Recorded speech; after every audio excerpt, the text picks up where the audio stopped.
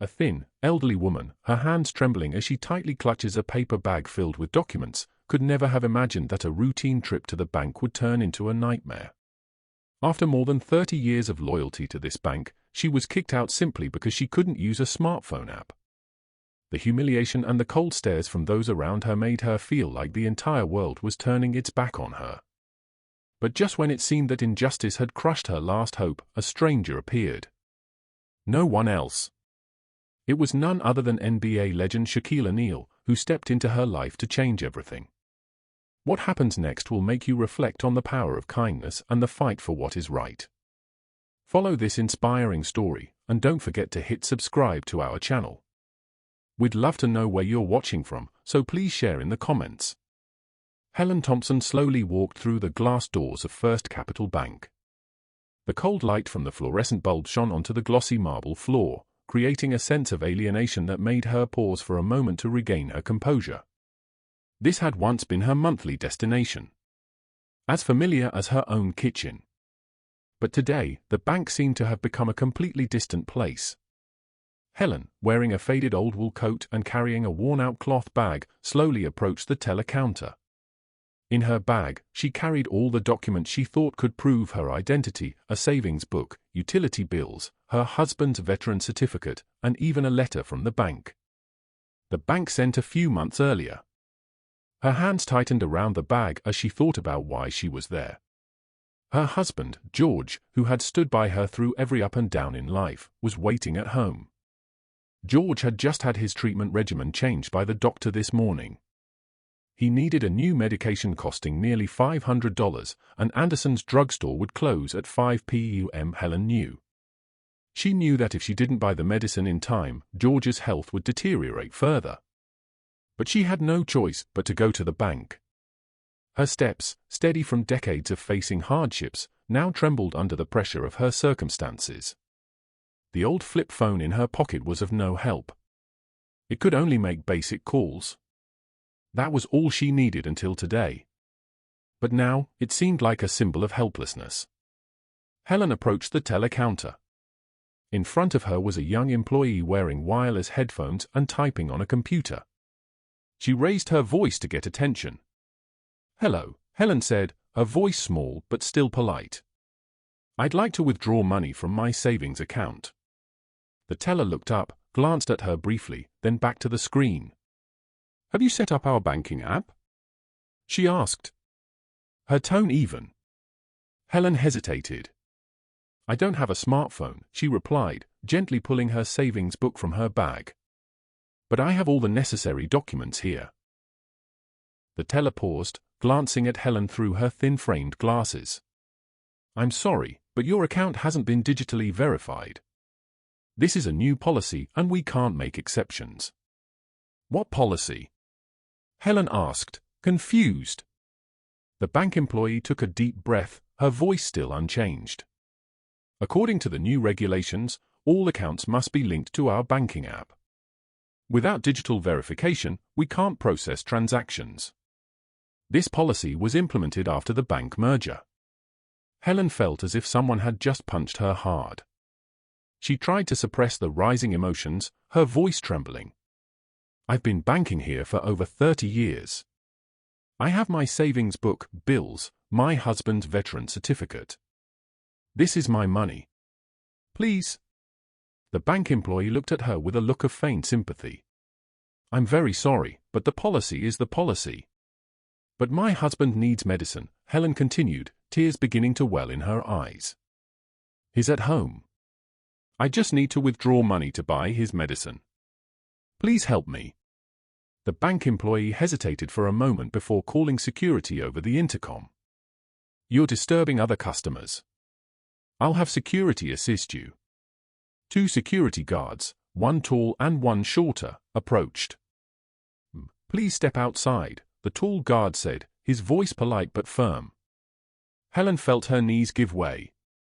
She tried to gather her documents, but her trembling hands caused them to fall to the marble floor, scattering everywhere. Prescriptions, the veteran certificate, and an old photo of her and George fell out of her bag. A few customers in the bank began to take notice. An elderly woman whispered to the person next to her, "This is unacceptable. How can they treat her like that?"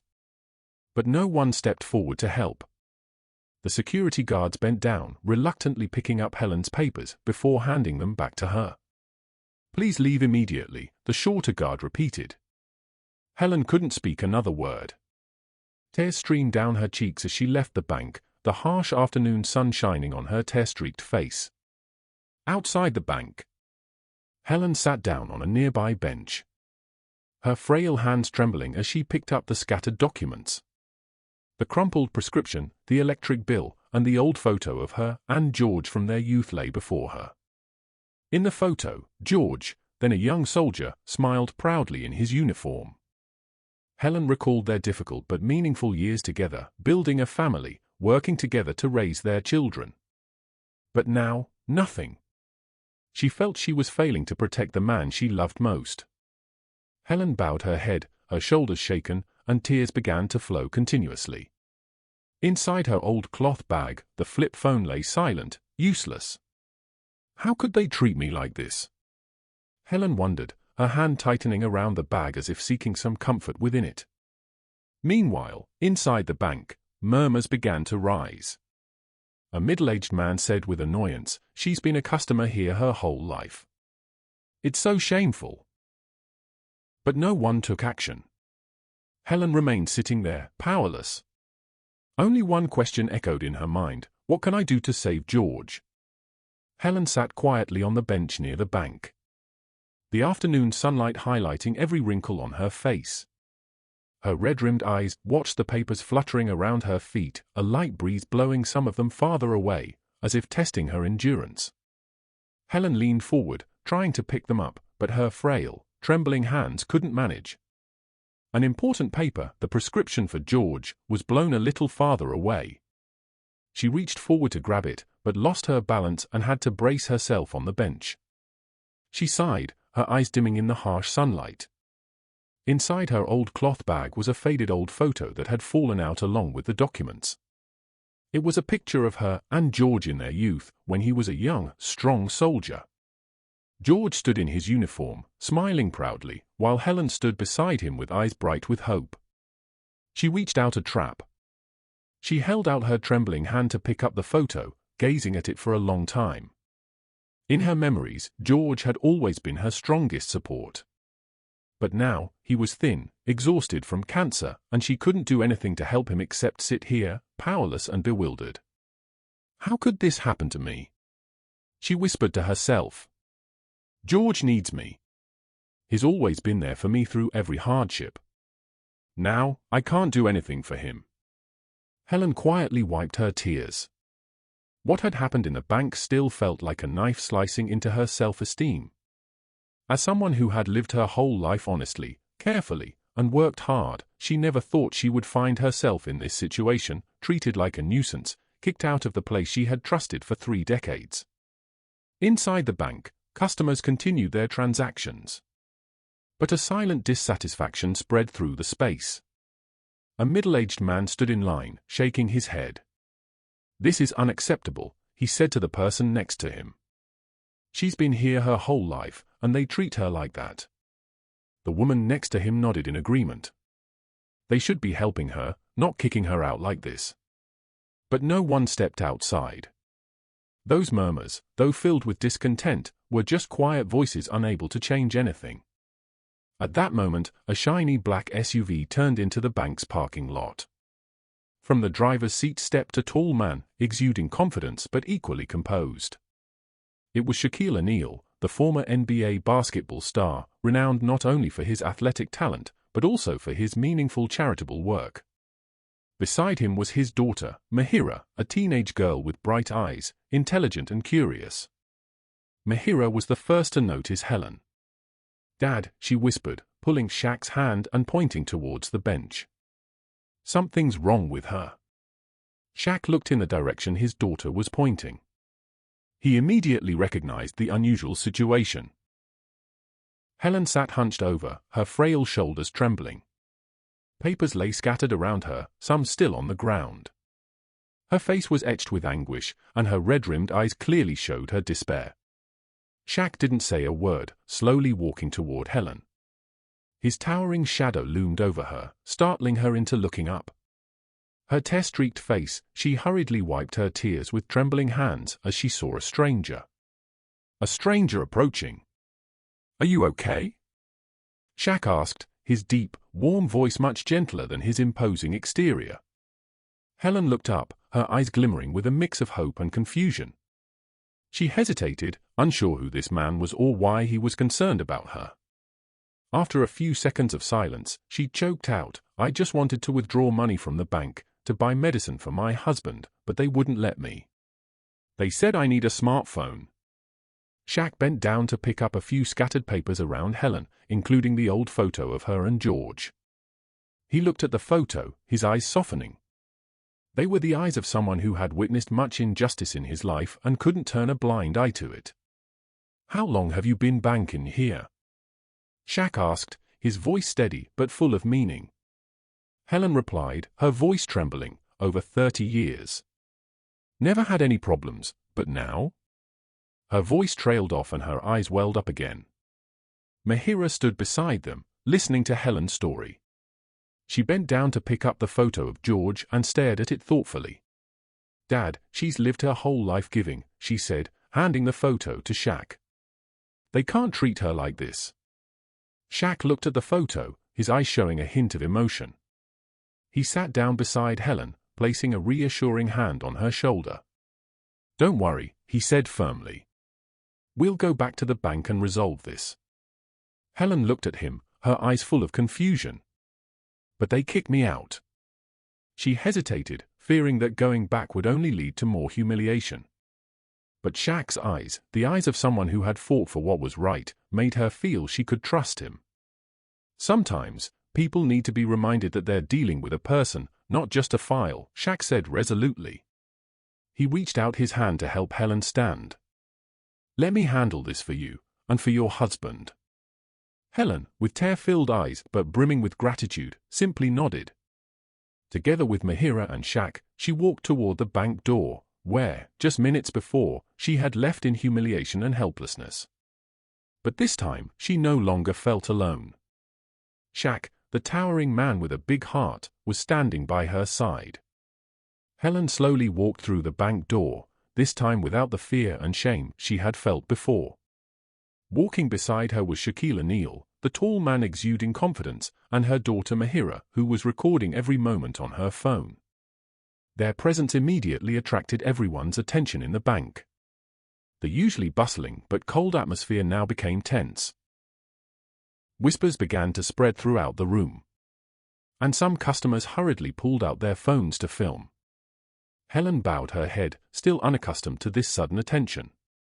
But when she looked up, her eyes met the familiar faces of some elderly customers, those who had once been her neighbors or colleagues in the community. A few nodded at her, their eyes full of empathy and support. This gave Helen a bit of courage. Shaq led Helen straight to the teller counter, where she had been turned away just minutes earlier. The young teller, who had previously called security to escort her out, immediately paled upon seeing them approach. She sat up straight, her eyes betraying worry. She quickly typed a few lines into the computer, pretending to be busy but unable to hide her confusion. Shaq stood in front of the teller counter, his massive frame dominating the surrounding area. He spoke in a deep but clear voice that echoed throughout the bank. "Mrs. Thompson needs to withdraw money from her account." "Why did you refuse her?" The young teller stammered, not daring to look Shaq directly in the eye. "Sir, it's because of the bank's policy. We require all accounts to be verified through the digital app. This is a new regulation and there are no exceptions." Shaq lightly tapped the counter, creating a small but authoritative sound that made the already silent space even more oppressive. He leaned toward the teller, his gaze stern but not angry. "No exceptions, you say? Which policy is so heartless as to prevent an elderly woman, a loyal customer for over 30 years, from withdrawing her own money?" The teller didn't respond, her hands trembling as she typed on the keyboard. She glanced towards the manager's office, seemingly seeking help. Notice in the situation, a woman in a grey business suit stepped out of the glass office. It was Rebecca Stevens, the branch manager, a woman in her early 30s with an intelligent but somewhat stressed face. Rebecca hurried to the teller counter, her high heels clicking sharply on the marble floor. She saw Shaq and immediately recognized who he was. Her eye settled on Helen, and she caught a glimpse of the old papers Helen was holding. She took a deep breath, maintaining a calm voice. "Hello, Mr. O'Neill. I'm Rebecca Stevens, the manager of this branch. How can I help you?" Shaq didn't answer immediately. He turned to Helen, then looked at Rebecca. "She doesn't need my help. You are the ones who need to help her. I want to know why you kicked her out of the bank when she just wants to withdraw money from her own account." Rebecca tried to maintain her professionalism, but her eyes showed worry as all the customers paid attention to the conversation. Some customers were recording videos, increasing the pressure, and the pressure she felt. She looked at Helen, trying to find a reasonable explanation. "Sir, I'm very sorry about this situation. However, our bank has just implemented new security policies requiring digital verification through the banking app. This is to ensure customer safety and prevent fraudulent activities. According to the regulations, we cannot process transactions for any accounts that have not been verified. This is a general policy, and I cannot go against it." After hearing this, Shaq narrowed his eyes. He stood tall, his imposing presence creating an invisible pressure in the room. His voice lowered, but each word was delivered with certainty. "Do you know who she is? She's a part of this community. She's been coming to this bank every month for the past 30 years without any issues. And now, just because she doesn't have a smartphone, you want to deny her? This isn't security. This is heartlessness." Rebecca swallowed hard, looking at Helen with hesitant eyes. She knew Shaq was right, but the warnings from her superiors still echoed in her head. "Do not violate the regulations, the consequences will be severe."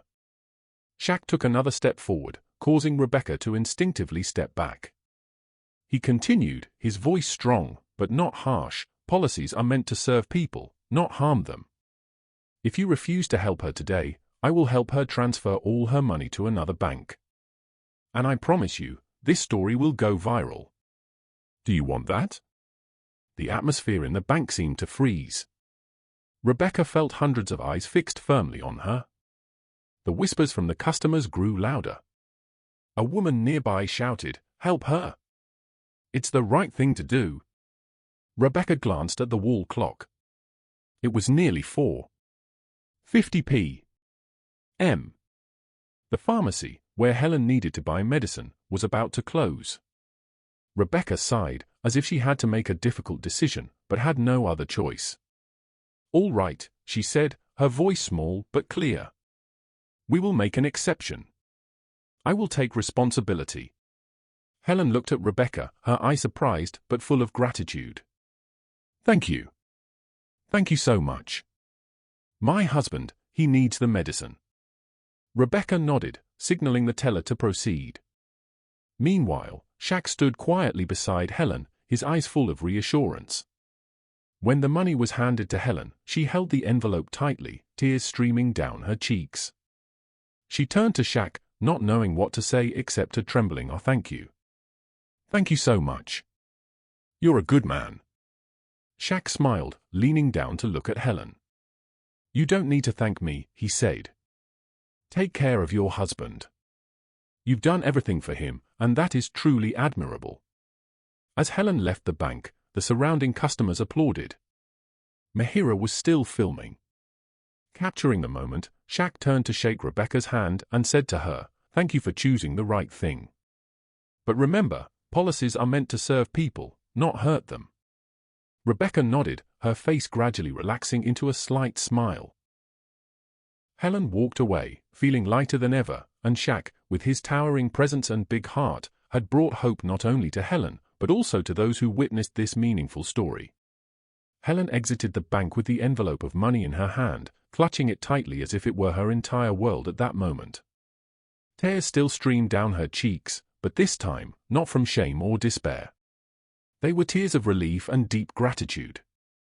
She turned back to look at the bank's glass doors, where Shaquille O'Neal and her daughter Mahira were still standing, their eyes full of concern. She gave a slight nod of thanks, her trembling lips unable to form words. Shaq waved goodbye to her, offering an encouraging smile. Mahira turned to her father, her eyes sparkling. "Dad, we really did something meaningful today," the girl said, her voice full of enthusiasm. "I'm so glad we helped her." Shaq smiled, gently patting his daughter's shoulder. "Sweetie, sometimes the smallest actions can make the biggest difference.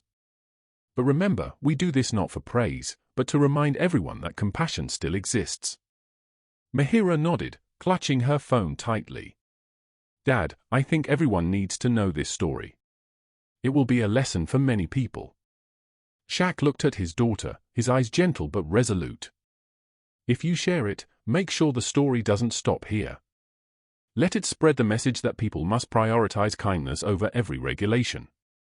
Helen quickly hailed a taxi to Anderson's drugstore. She told the driver urgently, "Please, take me to the pharmacy on Anderson Street. My husband needs his medicine. Immediately." The driver, a middle-aged man with a kind smile, nodded and replied, "Don't worry, I'll get you there as fast as I can." He accelerated, unaware that he was helping Helen save someone's life. Upon arriving at the pharmacy, Helen hurried inside, her legs still slightly trembling from everything she had just been through. The clerk at the counter recognized her and immediately remembered the morning's call about a special prescription.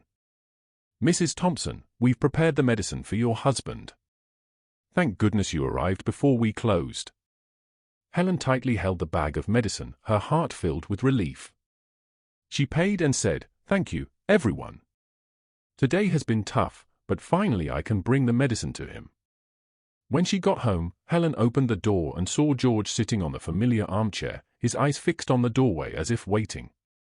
He had grown much weaker after days of treatment, but his gentle smile upon seeing Helen still held the same familiar warmth. "I'm home," George said, his voice hoarse but still full of love. Helen quickly walked to his side, knelt down, and handed him the bag of medicine. "I got the medicine," she said, tears streaming down her cheeks. "Everything is okay now. George, we'll get through this." George looked at Helen, his eyes filled with emotion.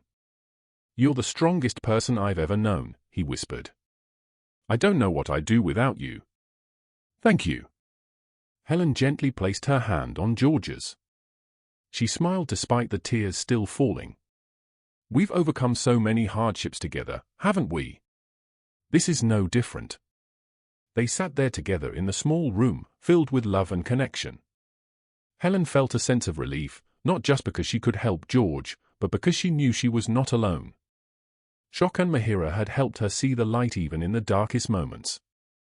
The next day, the story of Helen and Shaq began to spread on social media. Mahira uploaded the video of Shaq protecting Helen at the bank, accompanied by a meaningful caption. "Sometimes, heartless regulations need to be challenged by compassion. Today, I learned that a small act can change a whole life." The video quickly attracted millions of views and comments. People continuously shared the story, expressing their support for Helen and Shaq. Shaq is not just a hero on the court. He's a real-life hero. The bank needs to learn how to put people above rigid policies. This story reminds me of my grandmother. She also struggled with technology. Thank you, Shaq, for standing up for people like her. The pressure from the community forced the leadership of First Capital Bank to take action. An emergency meeting was held that same week, focusing on re-evaluating the new policies. Rebecca Stevens, the branch manager who handled Helen's transaction, attended the meeting with a heavy heart. When asked to explain her actions, Rebecca frankly said, "I know I violated the regulations. But I couldn't stand by and watch a loyal customer like Mrs. Thompson be denied access to her own funds just because she doesn't have a smartphone. I believe our bank has a responsibility to prioritize people over technology." Her response left the conference room silent for a moment. Then a member of the leadership team, who had seen the viral video, spoke up. "I think Rebecca did the right thing. This is the time we need to reconsider our approach. If we forget our responsibility to our customers, we've forgotten why the bank exists. As a result, the bank decided to change its policies, adding special support processes for elderly customers or those unfamiliar with technology. An official announcement was made, emphasizing the commitment to prioritize people over rigid technology.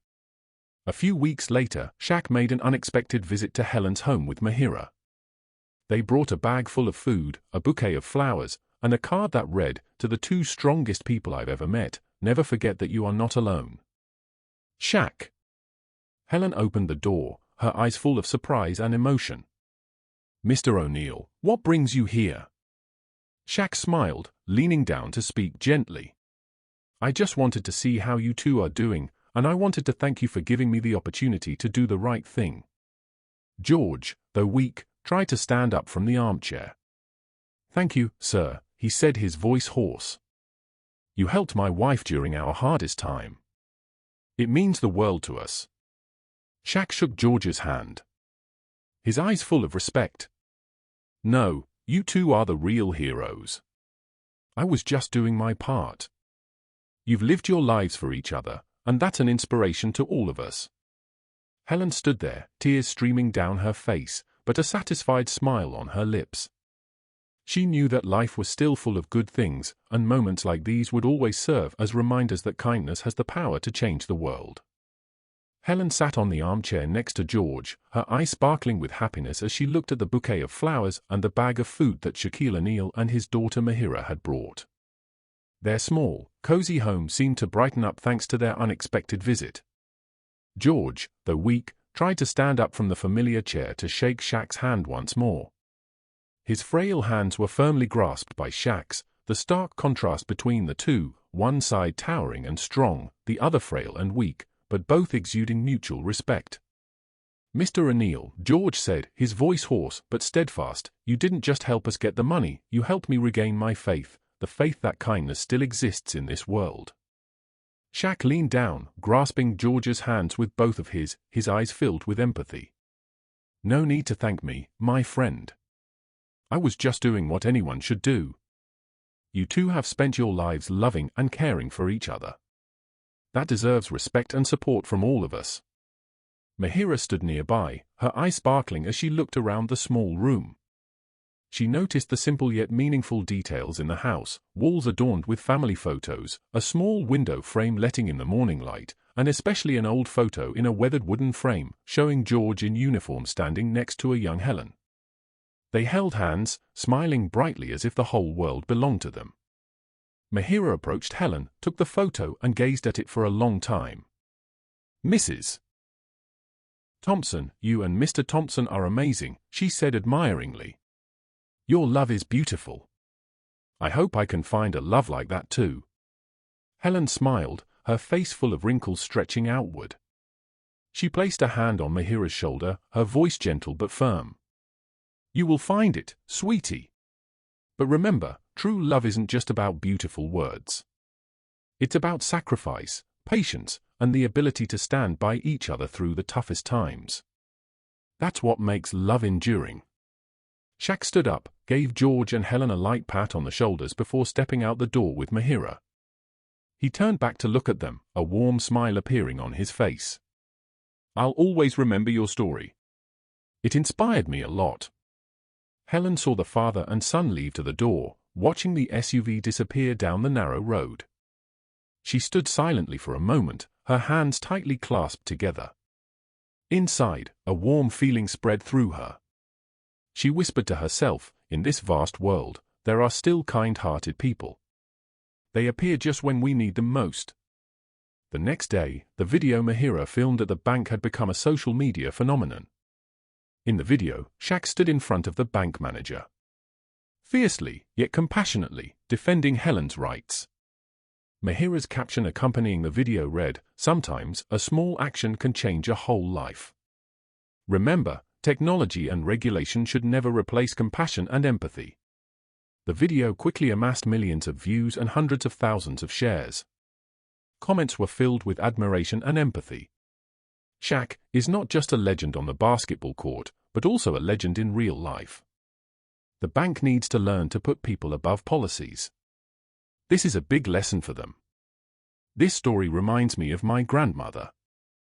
Thank you, Shaq and Helen, for reminding us of the value of kindness. Pressure from the community forced First Capital Bank's leadership to take action. An emergency meeting was held to discuss new policies and shortcomings in customer service. Rebecca Stevens, the branch manager who had directly handled Helen's situation, attended the meeting with a heavy heart. During the meeting, Rebecca stood up to speak, her eyes full of determination. I know I violated regulations when handling Mrs. Thompson's transaction. But I believe that if we don't remain flexible in situations like this, we've forgotten the core mission of the bank, serving people. She's not just a customer. She's a part of this community, and I can't turn my back on that. Rebecca's words silenced the entire meeting room. A senior executive, who had watched the viral video, spoke up. Rebecca, you're right. This video not only damages our reputation, but also made me realize that we need to change our operations. If customers feel neglected or treated unfairly, we don't just lose them. We lose our reason for existence. As a result, the bank introduced a series of policy changes, including the establishment of a department specifically supporting elderly customers or those unfamiliar with technology.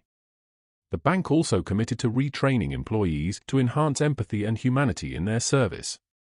A few weeks later, Helen received a letter from the bank. The apology letter was handwritten by Rebecca Stevens herself, accompanied by a small bouquet of flowers. In the letter, Rebecca expressed her deep regret and thanked Helen for helping her realize what truly matters in work and life. Helen read the letter, tears streaming down her face. She felt not only respect, but also recognized that her story had contributed to something greater than herself. One day, Helen received another surprise, a letter from a charity organization founded by Shaq. The letter announced that the Helen and George Thompson Scholarship Fund for Loyalty and Community Love had been established to support underprivileged students in their community. Helen couldn't believe her eyes. She turned to George. Her voice choked with emotion. Do you see? We're just ordinary people, but our story has gone further than you ever imagined. George tightened his grip on her hand, his eyes shining with pride. No one is ordinary, Helen. Each of us has the power to change the world, even if it's just a little. Their small house was once again filled with light, not just from the sun, but from the faith and hope they had nurtured throughout their lives. Helen and George knew that no matter what difficulties life brought, they would always find kind-hearted people ready to help. Their story, along with Shaq's actions, would forever serve as a reminder that compassion always has the power to change the world. One sunny day, Helen and George sat by the window, enjoying a peaceful morning in their small home. George, though still in frail health, had his smile back. Helen, with her slender hands, carefully prepared each sip of tea he drank. It was a simple, yet joyful moment. The doorbell suddenly rang. Helen stood up, looked at George, and said, "Wait for me a moment." She opened the door, and this time, it wasn't just a small surprise. Standing before her were Shaquille O'Neal and Mahira, but not alone. Accompanying them was a group of students in uniforms holding large cards and a beautiful bouquet of flowers. Behind them was a group of community members who had learned about Helen and George's story through social media and wanted to express their respect. Helen covered her mouth with her hand, trying to hold back her emotions. "What's happening?" she asked, her voice trembling. Shaq stepped forward, his familiar warm smile appearing on his face. "Mrs. Thompson, today we're here not only to greet you, but also to tell you that you're and Mr. Thompson's story has changed more people than you can imagine." Mahira held up a large sign with the words, "Helen and George, Community Heroes."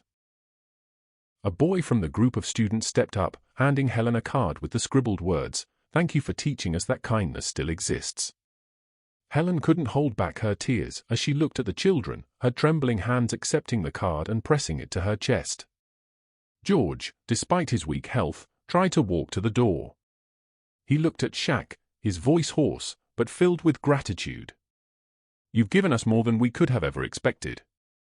Not just medicine, not just help. You've given us faith in ourselves and our community." Shaq approached and shook George's hand. "Mr. Thompson, you and Mrs. Thompson have taught me and all of us a lesson that sometimes the steadfastness and silent sacrifice of a couple can inspire the whole world." That day, Helen and George not only reunited with those who had supported them, but also received an unexpected gift from Shaq. He handed them a large check representing the funds he had donated from the charity bearing their name. "The Helen and George Thompson Fund will support scholarships for children in this community," Shaq said. "It's our way of honoring them. It's our way of honoring your story. So, your kindness and love continue to spread." Helen stood silently for a long moment. She looked at the check, then at Shaq, at the children, and finally turned to George. Her voice choked with emotion. "George, I never thought that we, two ordinary people, could achieve something so grand." George tightened his grip on her hand. "Helen, we're not just two ordinary people. It's our love that has paved the way, and Shaq has helped that spread." As the group left, Helen and George sat back in their small home, now seemingly brighter with the gifts and the laughter of children still echoing in their memories. Helen sat beside George, holding his hand. "We've been through many storms, but I've never felt prouder than today," she said gently. George smiled, his eyes gleaming with contentment. "We've lived a life worth living, Helen. And you know what? Even if it's just a small part, we've helped change the world." Helen nodded, her eyes shining as she looked out at the vast blue sky. "That's right. And it's thanks to compassion, Shaq's compassion, the compassion of those children out there, and the compassion within our own hearts." Helen and George's story didn't end in a small house. It extended far beyond, becoming a symbol of kindness, love, and resilience. And in this vast world, no matter the challenges, Helen knew that compassion always has the power to overcome everything. Their story is a powerful testament that in an increasingly technology-dependent and rigid world, compassion and humanity remain guiding lights.